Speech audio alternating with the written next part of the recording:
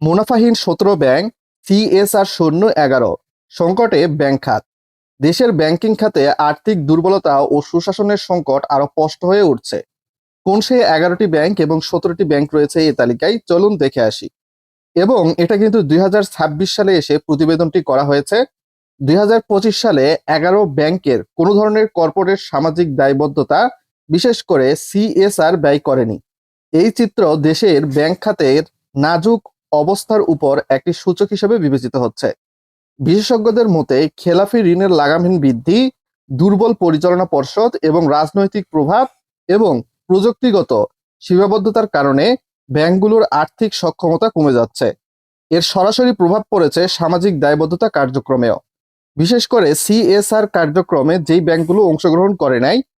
তো সেই হিসাবে 2026 সালের প্রতিবেদনে বলা হয়েছে যে ব্যাংকগুলোর মধ্যে রয়েছে রাষ্ট্রায়ত্ত মালিকানাধীন জনতা ব্যাংক, রাষ্ট্রায়ত্ত মালিকানাধীন অগ্রণী ব্যাংক, রাষ্ট্রায়ত্ত মালিকানাধীন বেসিক ব্যাংক, রাষ্ট্রায়ত্ত মালিকানাধীন বাংলাদেশ কৃষি ব্যাংক, রাষ্ট্রায়ত্ত মালিকানাধীন রাজশাহী কৃষি উন্নয়ন bank, Bangladesh commerce bank, national bank, global Islami bank, Padma bank, union bank ও ন্যাশনাল ব্যাংক অব পাকিস্তানের।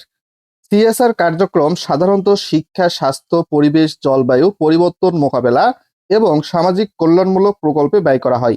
কিন্তু এ সকল বিষয়ে ব্যাংকের শূন্য ব্যয় দেখাচ্ছে যে প্রতিষ্ঠানগুলো নিজেদের আর্থিক ও প্রশাসনিক সংকট কাটাতে এতটাই ব্যস্ত যে সামাজিক দায়বদ্ধতা কার্যক্রম প্রায় স্থবির হয়ে পড়েছে।